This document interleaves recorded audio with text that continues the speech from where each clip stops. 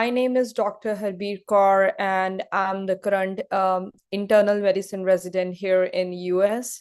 And my reason behind organizing this session for ERAS CV was because this ERAS CV and the personal statement is something which makes or breaks our our journey in this USMLE. That is a piece of paper which reaches to the program directors and our attendings, our co-residents, and they evaluate us on the basis of this. So understanding each and every part of this ERA CV is extremely important, and curating it in a way that impresses or our message reaches them is extremely important. So we will begin in this series part 1 with the basics of understanding what are the parts of CV and what is expected out of us from particular these sessions, right? I will be more than happy to take all of your questions or doubts at the end of the session. Meanwhile, I would like to continue and start from the very basics in this part 1. So let's begin. Okay, so I hope you're able to see my screen. And now we'll start from very beginning of this ERAS application worksheet, like what to enter in this and what are the certain technicalities while you fill in this application worksheet, right? Okay, so starting with AMC account number, you start with typing your first name, middle name, and the last name that everyone knows, entering your gender, email, birthday, that's even good. Regarding few people in the email, I would like to mention that certain people do research or other job opportunities before they want to go into residency. So they have certain emails which are linked to certain organizations, for example, @mayo.edu.org, right? So in case you have certain emails which look impressive, which tell about your work, I would prefer that use those emails instead of like simple @gmail.com or like that. But it's only for those who are doing research or are associated with certain organizations. So it's a good trick for them to use that thing in this email session.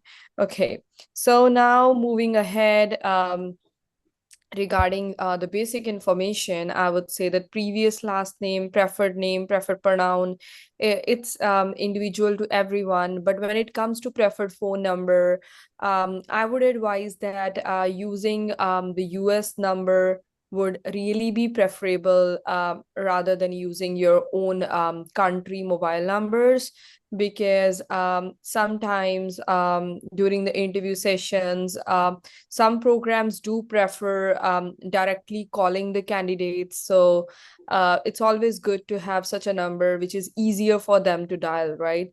So if we'll have a regional numbers, sometimes it is not possible for them to call us immediately for an interview. So there are certain times where you get the spot interviews. So to be prepared for them as well, I would prefer adding your US number here. Sometimes if even if you're not in the US, you're in your respective countries waiting for the interviews, there are certain applications that you can get your US number from, and I would advise taking that in advance and fill it in here before your ERAS CV goes in. So that's about the basic information, the thing that I had to add. Next comes your address. So there are two sections in this. One is the current mailing one, and another is the permanent address. So in the permanent address, obviously, we will add the address which is being mentioned in our passport or the place we are the resident of.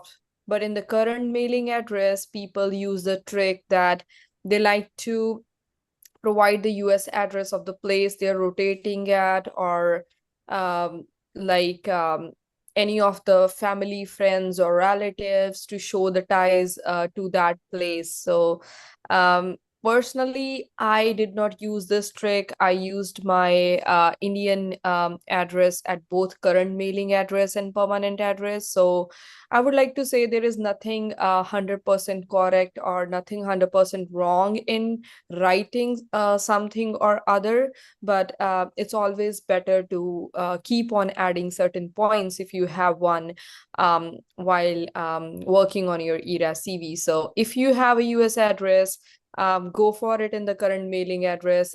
It will be more preferable than the local addresses that we use. So moving ahead from this address part, we'll go to the work authorization.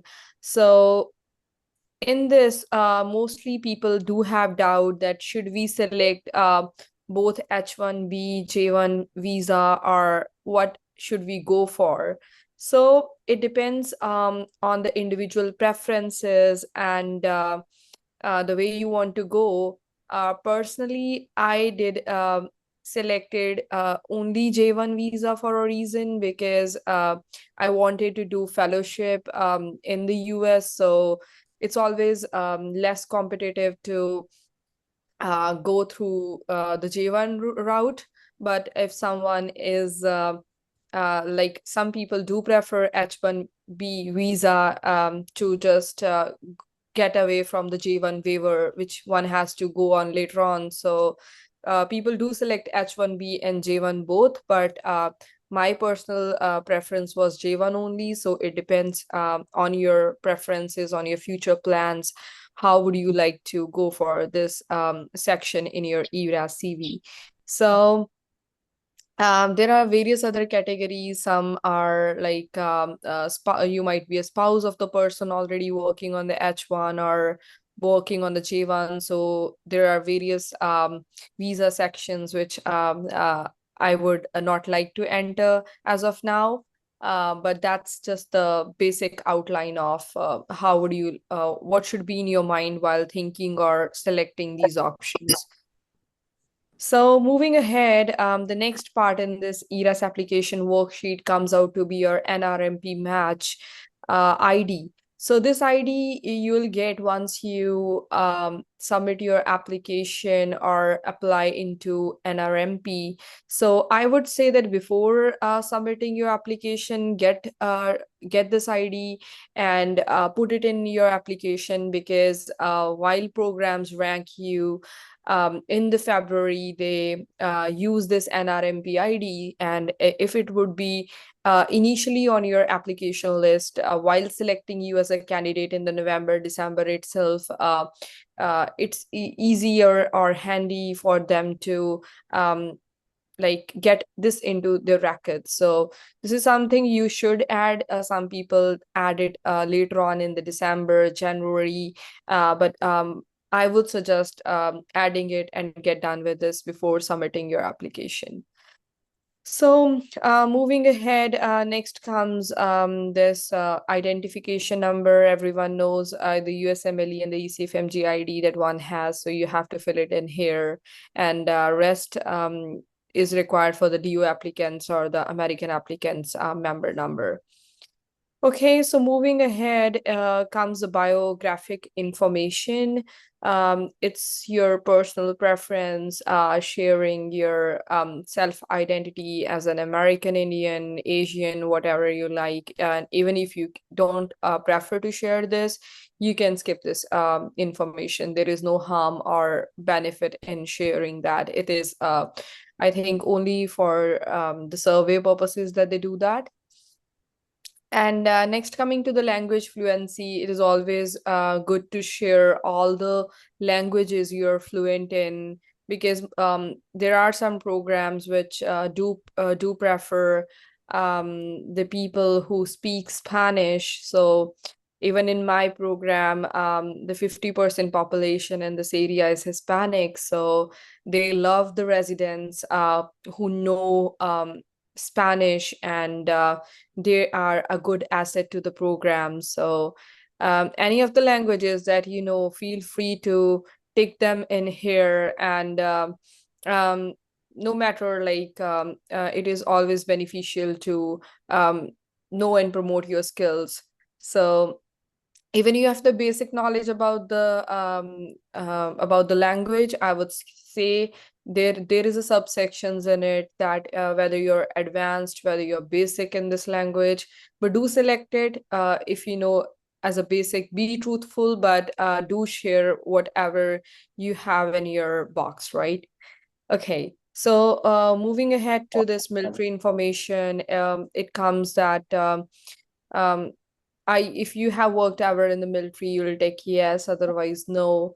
And next, moving to the hometowns. There is a doubt in a lot of students, like hometown is the only one where we live or have lived for a certain period. But I would suggest to you that few people use hometowns as those places as well, where they have lived for like 2 to 3 months, even while doing rotations in the US, just to show, okay, I like this area or I prefer this area to uh, be there, right? So you can put one of your own country where you live, and you can even put your hometown as a cities where you have rotated as well. So it's a basic trick people use, but if you don't feel comfortable doing that, don't do that. But talking to certain program directors, they felt like a hometown is not the place only where you currently live, as very specifically mentioned here.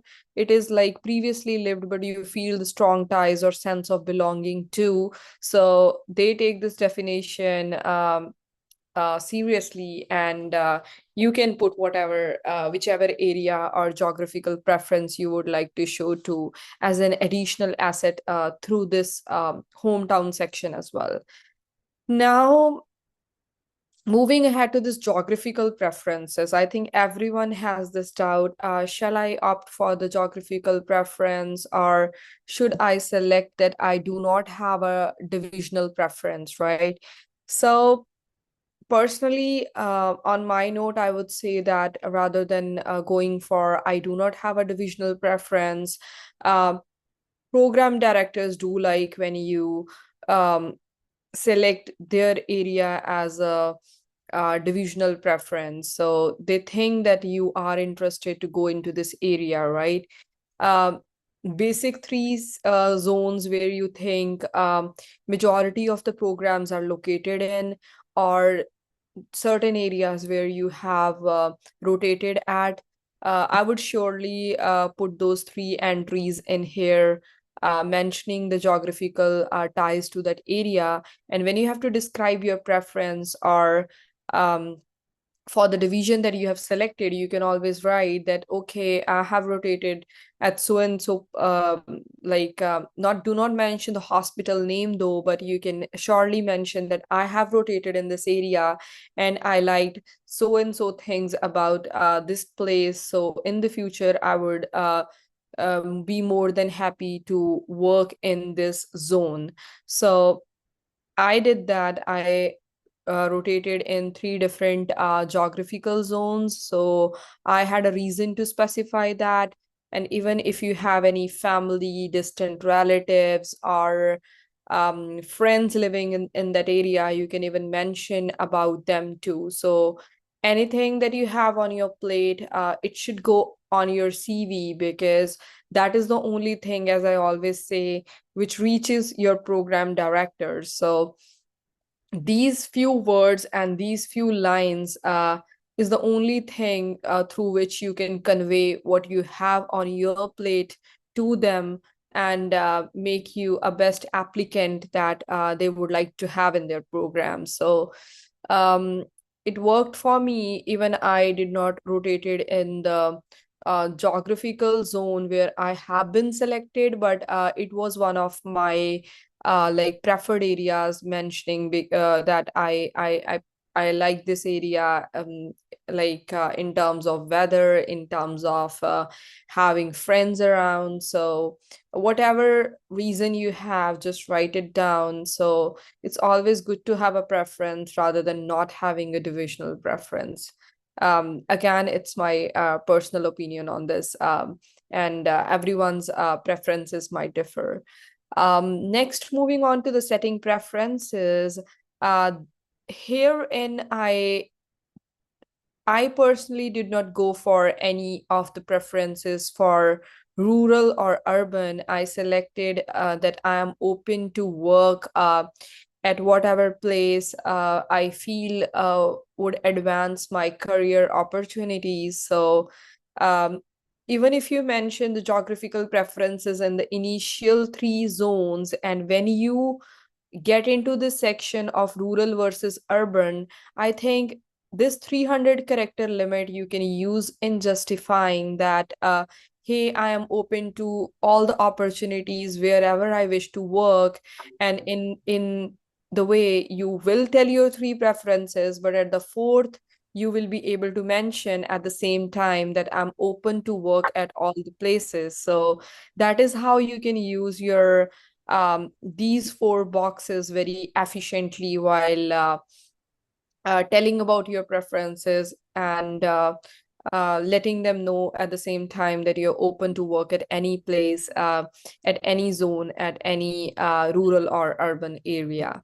So I hope I have been clear about this geographical preference, but still, if you will have any doubts, we can discuss about this section back again at the end of the session.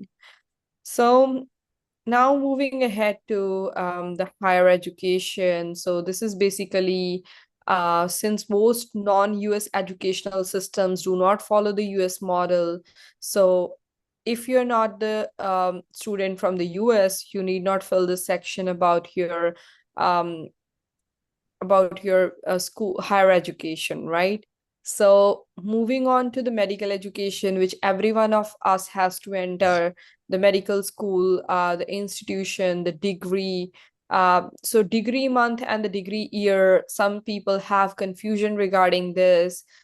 Because in some countries, what happens is that you graduate at a certain date, but your degree year or degree month is sometimes 4 to 5 months later to that date, right? So to clear that confusion, I would like to say that whatever your degree, the paper document that you get, whichever date or month or year that mentions, you have to go with that. For example, stating my example, I graduated in the April, then for example a particular year, but I got my degree in the June, so I mentioned the degree month as a June in that. So you need to be very careful while entering each and every data and take things into consideration. So while coming for your dates of education, it will be from the starting of your med school to the end date, where your dates of education were. So that is each and every medical school that you have attended, because some people migrate in the mid of their medical school to some other colleges. So you can specify the entry number 2 over there as well. Next, moving to the postgraduate training. If you have done any postgraduate training in your country, you can mention that, and you can share your all the credentials in this section.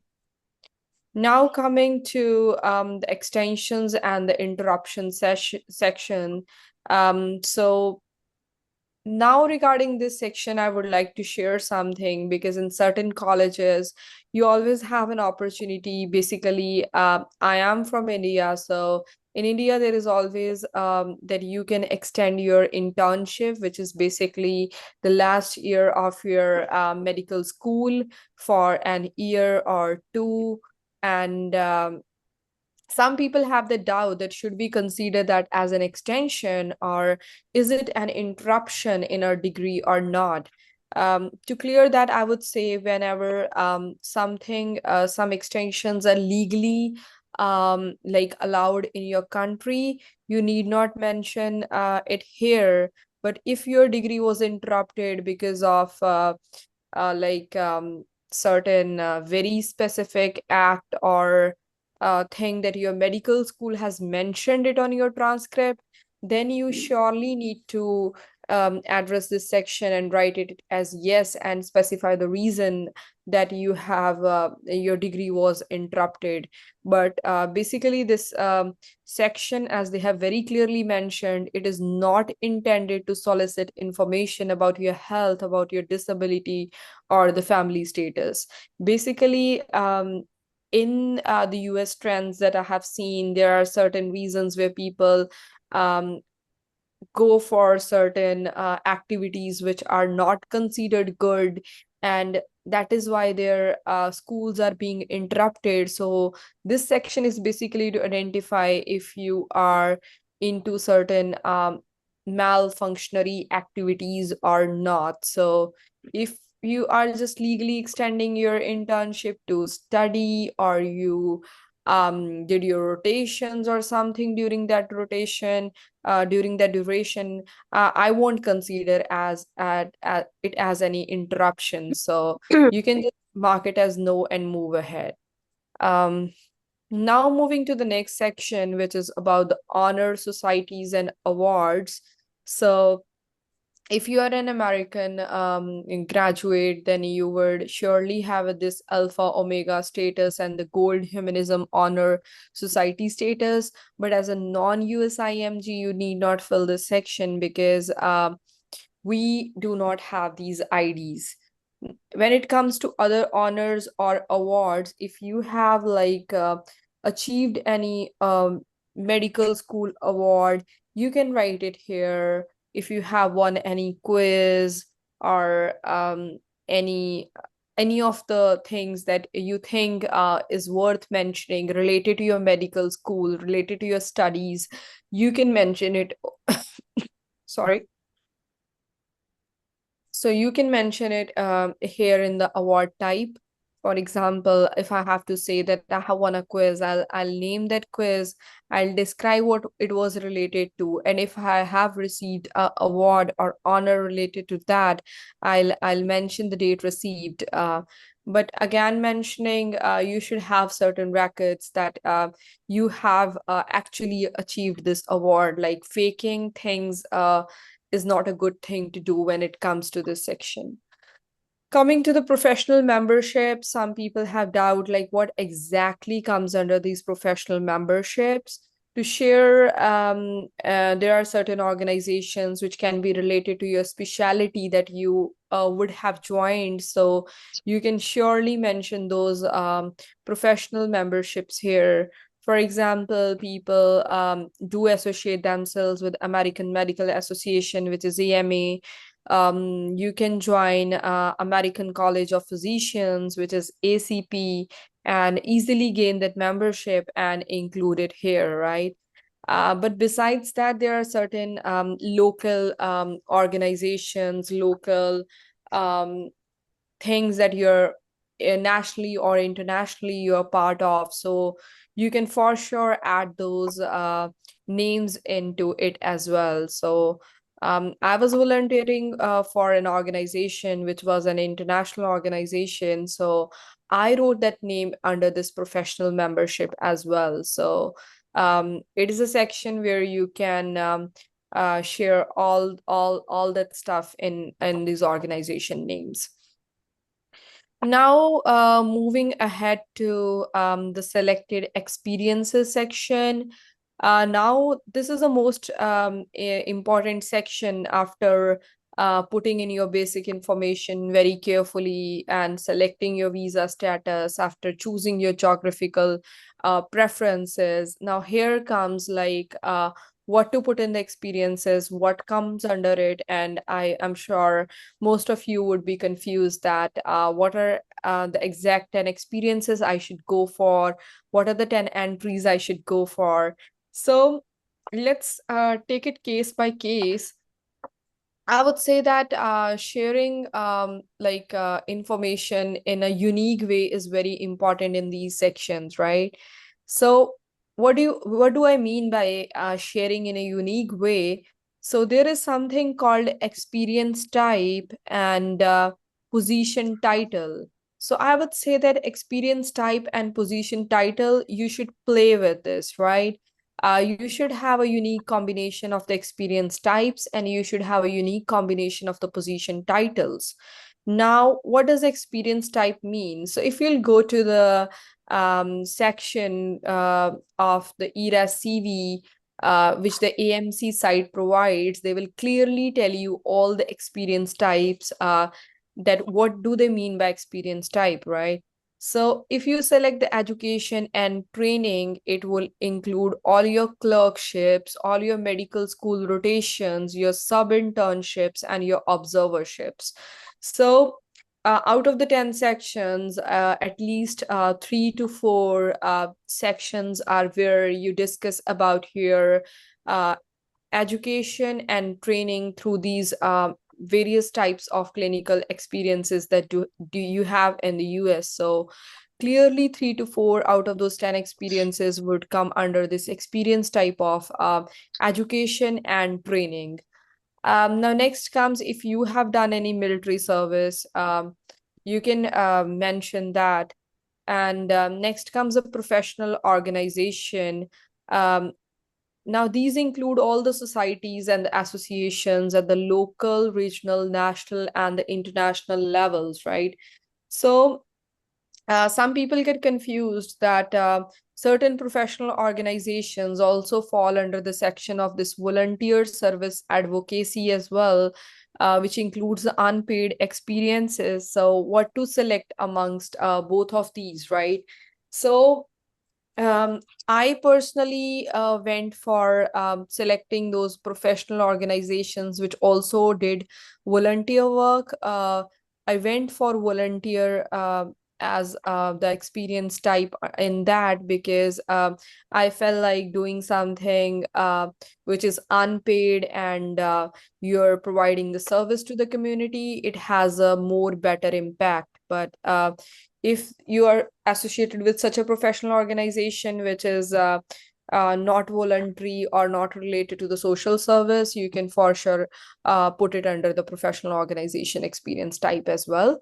So it depends upon how you weigh your benefits and harms in the experience types. Now, moving next is other extracurricular activity, club, and hobbies. So you can put under the experience types, but in this 2025 cycle, what they have done is that they have completely gave a separate section for your hobby, which is separate from these 10 experiences, which was not the case last year. So I would suggest not wasting your experience type in the hobby amongst these 10, rather write it as a separate entity at the end of your CV.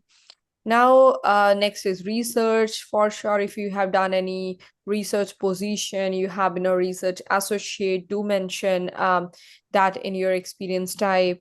And the next is teaching and mentoring. If you have been working as a paid position at a place. So as a paid position, you can mention that under teaching and mentoring. But if it was some volunteer service which was unpaid, you can again keep under the volunteer section.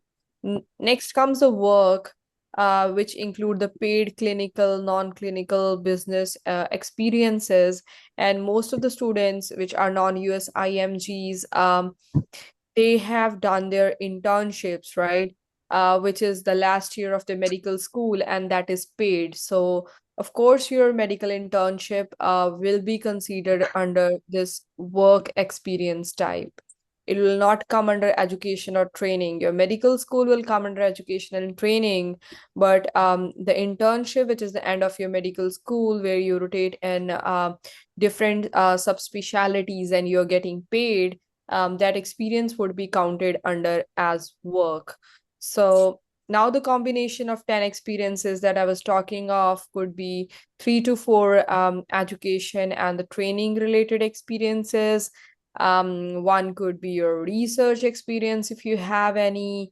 You can include your 2 to 3 volunteer experiences if you have them in your hand. And you can, of course, include your work experience if you have worked after your medical school or done your internship. So that is how you give a mixed bag of experiences in your application and make it look diverse, right? Um, Here, I would like to put in a little caution about this thing that certain people are of the view process that I have done 5 rotations or 6 rotations. I would like to put in all 6 of them are what should I do, right? Everyone has that doubt. But my suggestion to you would be that rather than putting your 6 experiences, which somehow seem very monotonous, where roles and responsibilities are likely the same, it won't make much difference into your application. Rather, it would look a little on the boring side, and it doesn't attracts the reader to read your application, because there are a number of applicants. There is a very high competition these days. So if you're not bringing anything new to the table, there are likely chances for your ERAS application to be knocked out by the program. So be very mindful while selecting these experiences, because they will either make or break your application. So okay, now discussing what do they mean by this term called organization in this entry one, right? So organization names means the name of the hospital you worked at. For example, if you did your rotation at XYZ hospital, then the name of the hospital would come under this organization section. When it comes to experience type, we have already discussed that the education training would be considered rotations, and so you can put in there. And next comes a position title. So most of the students usually get confused. So what would be the position title? I would say if you have done your clinical rotation, for example, as a sub internship, then I would like to mention this position title as sub-internship medical student, right? But if you have done your rotation as an extern, or you have been an observer, then you can clearly mention, like, for example, the internal medicine extern. If you have done your rotation in the psychiatry, you can mention as a psychiatric intern, or name the specialty, and you can mention whether you were an extern, whether you were an observer, or you did a sub internship. So that is what the position title means. And the start date and the end date, you're very well aware of the country, city, state, or the postal code where you did the rotation or that experience at. And when it comes to the participation frequency, again, they very clearly have mentioned what does the one time means, and what does the daily means, what does the weekly means, right?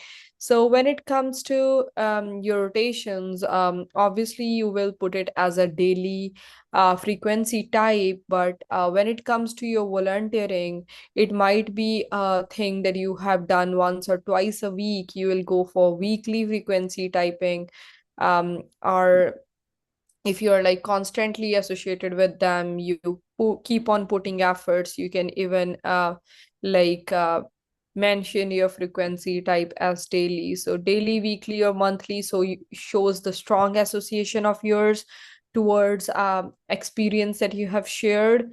Quarterly or annually, I would say, won't matter much in my personal opinion. So try choosing the frequency type for your volunteering work, anything amongst these 3 sections. So it becomes really handy that way.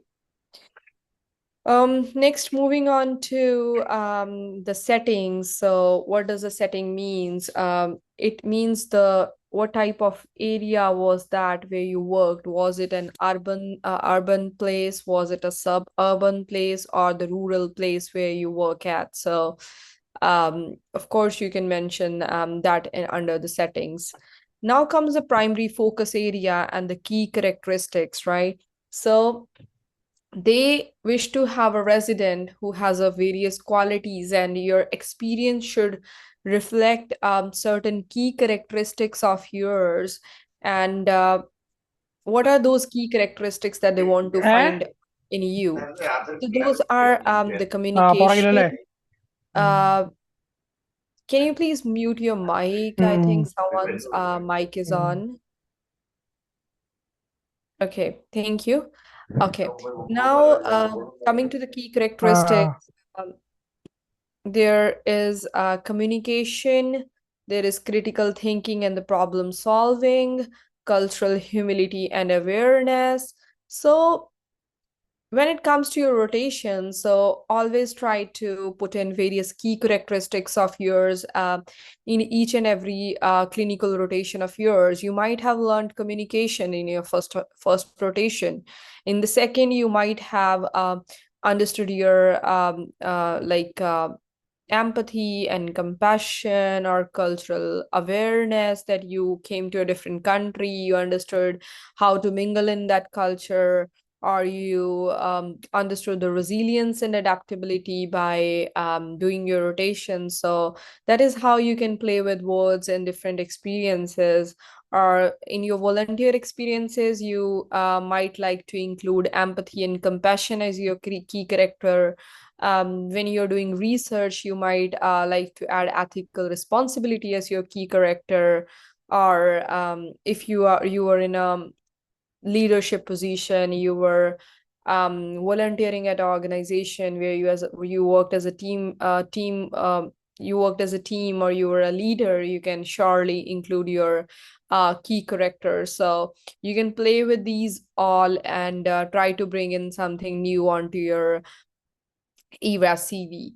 And also, there is a section for primary focus area, that what this thing focuses into. So this is something that we need to very carefully understand and put it into. Um, there comes this clinical science and the diagnostic science, which is mainly related to some clinical trials or researches, or something that you have been involved into. Uh, Next, most commonly that we find in our volunteer sections is improving access to the healthcare. Um, it is a kind of a primary focus area while you include your volunteer works. When you will discuss about your rotations, you'll use the medical education as a primary focus area. If you have to discuss your hobbies, or your hobbies are bringing certain contribution which you think need to be mentioned specifically, or is helpful to your job as a resident. So you can even include your hobbies in those 10 experiences. But as I said, this year they have given a separate section of the hobbies. So you can try bringing on other experiences into those 10 sections, right? Promoting wellness. So if you're health screening people through the various camps, organizing those things. So even promoting wellness can be one of the primary focus areas.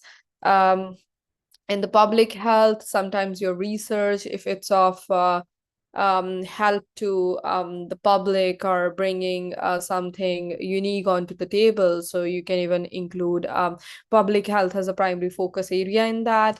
Any quality improvement projects can come under quality improvement. And anything, if you have worked with electronic health records, you can include under technology. But simply working as an observer, doing your rotation doesn't mean that you the mobile technology charger भी बोला area. So तो ये connector तिला को प्याना तो मुझे mobile तो कम कर दो कौन basic meanings of the headings that are being specified. So organization, repeating again, is the hospital name. Experience type, as we have discussed, whether it's medical education, volunteer, that is what comes under experience type. Your position title is the name, whether you worked as a internal medicine extern, or whether you worked as a sub intern or as a medical student, that is your position title. Rest here, participation frequency, setting is rural versus urban. Your primary focus areas are the one, whether it is technology based, whether it is promoting the public health. And the key characteristics basically include all the skills that you felt you gained during that rotation or during that experience. So that comes under key characteristics. Now comes the context, roles, and responsibilities. There are the various ways you can write it down. Some people prefer writing it point wise, some would like to write it as a paragraph. I would suggest whatever way you feel it is more coherent, it makes sense. You can go in that way. I personally am a sort of person who loves to read the things point wise because it is easier for me to comprehend things. It is easier for me to understand that. So you can include your points. You can tell if you have done something very interesting during that rotation, um, and the basic things like your case presentations, the way you adapted to EMR system, or anything unique that you would have done or learned will be very in a short sentences would be mentioned under this. And when it comes to your volunteer work, you can tell the types of health screening camps you organized, if you have like worked in any leadership position, what sort of role was that, whether you were the leader, whether you were the team member, then what you did for the society, how many people did you screen, and what was the outcome. So uh, always follow a format in like a common template for each context, role, and responsibilities, because I think they judge you from the way you write in this CV. And ultimately, when you enter into residency, you're presenting cases to your attending. So your skills of organizing things, your skills of putting lots of information in a concise words is again tested here. So it's an art, and one should be very precise and Dale, accurate while typing and writing all of this stuff. So dale. just the basics in these entries. So everyone, we will discuss it in the series part two, how to um, formulate and write these context, roles, and responsibilities. So we'll skip this part as of now and discuss further about what made these experiences meaningful.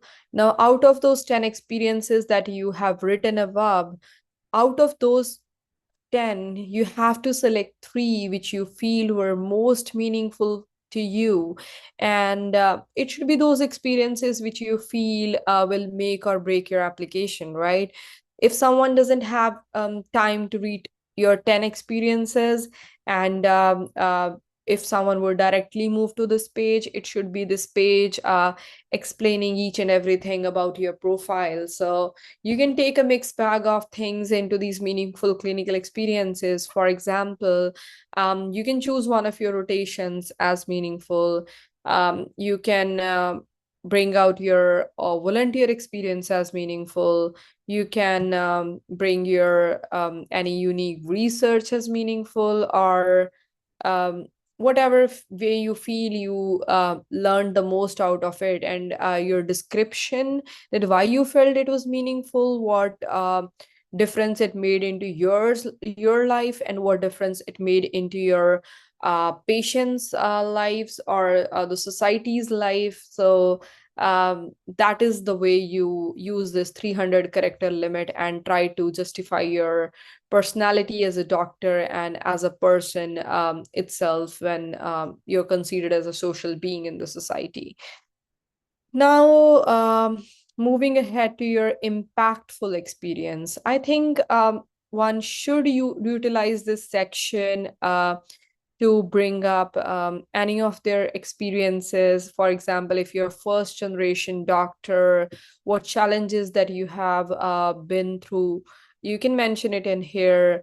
If you felt you had a low income, you had to support your family while growing up, you can mention that as well. So this section should be used really carefully. I think bringing religious issues into this section. I have been reading a number of applications of the students who applied last year, who are going to apply this year. I find it one of the common mistakes in this impactful experiences that people try to overdo things in this section, right? So I would really say that if you really have something impactful, please write it. But otherwise, just for the sake of filling, don't do it, because sometimes writing extra sentences and revealing extra useless information might sometimes backstab you, right? It might not turn in the way you think it is. So be very mindful while you discuss your experience. It should be some harmless words, yet inspirational words, which are to be mentioned under this impactful experience section. So next come your hobbies and interests. Don't write very vague like interests which are not meaningful in your profession, but you can bring out your creativity in this hobbies and interest. If you love hiking, if you love playing certain musical instrument, love painting, certain form of art, and you can surely include in that. And everyone in during your interviews love discussing this hobbies and interests. So you can showcase yourself as a person out of your studies in this hobbies and interest section. Next comes your license and the certifications.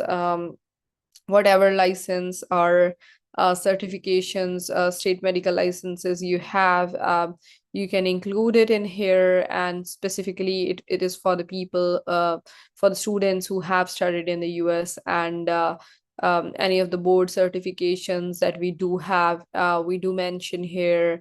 There is a DEA registration number that one can mention here.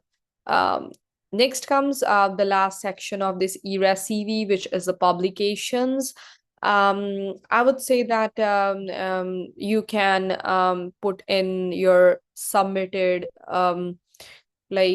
articles or abstracts as well in this section. So they give you the option of putting in things other than published in here. So you can surely put in those articles as well, which you have submitted. But if your work is under progress, you're just formulating the abstracts, you're just working on the paper, of course you cannot do that. But if you have submitted it to a certain society, if you have put it in some journal or something for submission, and they have not yet accepted it, I would say go in and put in this area. And then it's a separate discussion about this research work, what to put under the book chapter, what comes under peer reviewed thing, what comes under poster presentation. If you're like the first author, or you were the presenter, or you were not the presenter, when should I put that into the poster presentation or not? What comes under oral presentation? So we will for sure discuss this section in a detailed way. But in the next session, the series part 2 of this thing. Now these program signals, it is again, I think, a topic which needs a very, very thorough discussion, and we need to understand these program signals in very detail. So I think I would like to discuss these publications and the signals part in the next series that we will release.